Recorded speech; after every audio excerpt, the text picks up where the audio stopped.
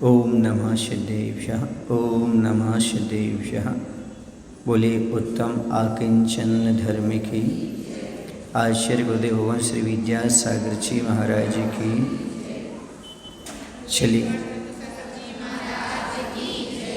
आज हम यहाँ पर आकिंचन धर्म की पूजन के अर्घ का अर्थ समझेंगे। परिग्रह 24 भेद त्याग करें मुनिराज जी, तृष्णा भाव छेद घटते जान घटाइए। परिग्रह 24 भेद। परिग्रह के वैसे दो भेद होते हैं, अंतरंग और बाह्य। तो 24 भेद में 14 भेद होते हैं अंतरंग परिग्रह के और 10 भेद होते हैं बाह्य परिग्रह के। मिथ्यात वेराया हासादि छदोसा चत्तारी तह कसाया 14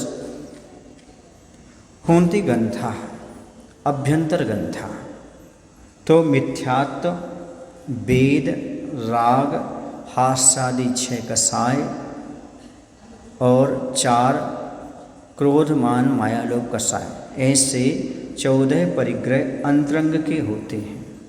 और बाह्य के धन धान्य दासीदास क्षेत्र वास्तु है ना, क्षेत्र वास्तु स्वर्ण हिरण्य स्वर्ण दासीदास कपूर भांड, ऐसे 10 बाहर के परिग्रह। ऐसे 24 प्रकार के परिग्रह का त्याग करें मुनिराज जी। मुनिराज जी इनका त्याग करते हैं, अर्थात मुनिराज 24 परिग्रह के त्यागी होते हैं।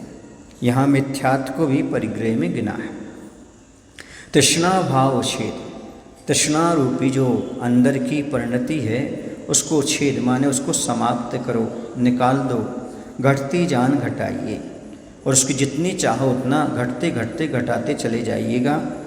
उत्तम आकिंचन गुण जानो, परिग्रह चिंता दुख ही मानो। फांस तनकसी तन में साले, चाहे लंगोटी की दुख वाले। उत्तम आकिंचन गुण जानो। आकिंचन उत्तम गुण है, उसी गुण के रूप में स्वीकार करो। और परिग्रह चिंता दुखी मानो। परिग्रह हमेशा चिंता और दुख का कारण है। जहाँ परिग्रह रहेगा वहाँ चिंता रहेगी, दुख रहेगा, तनाव रहेगा। और परिग्रह हमेशा अभावग्रस्त रखता है। परिग्रह हमेशा अपूर्ण रखता है। परिग्रह व्यक्ति को दास बना करके रखता है। परिग्रह के कारण आदमी उदास भी रहता है।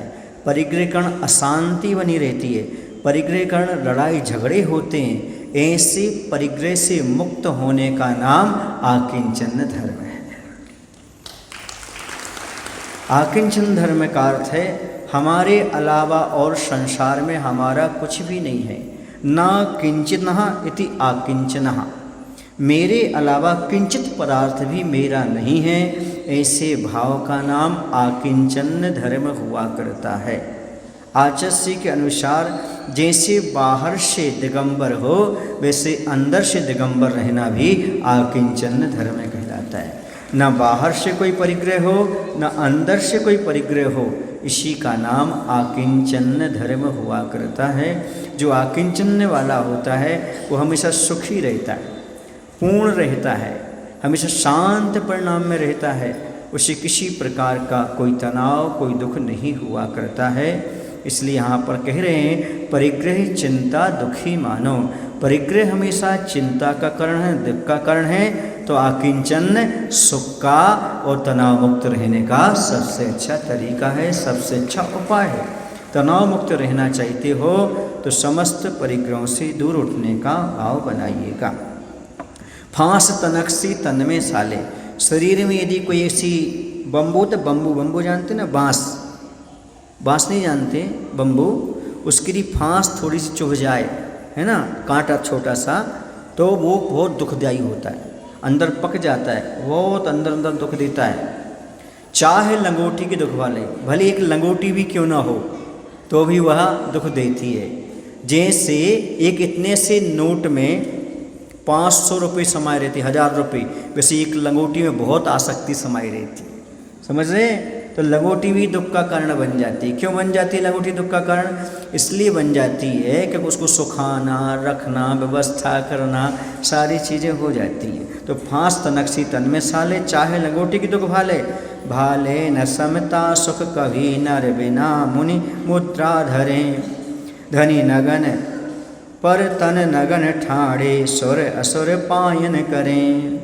कहते समता के बिना कभी सुख नहीं मिलता। और उस समता रूपी सुख कब मिलेगा? जब मुनि मुद्रा को धारण किया जाएगा। मुनि मुद्रा को धारण किए बिना कभी भी समता और भी सुख प्राप्त नहीं होता। क्योंकि जब तक पूर्ण परिग्रह का त्याग नहीं होगा तब तक मुनि मुद्रा नहीं आएगी। मुनि मुद्रा धारण किए बिना पूर्ण परिग्रह का त्याग होता नहीं, इसलिए समता और सुख मिल नहीं सकता।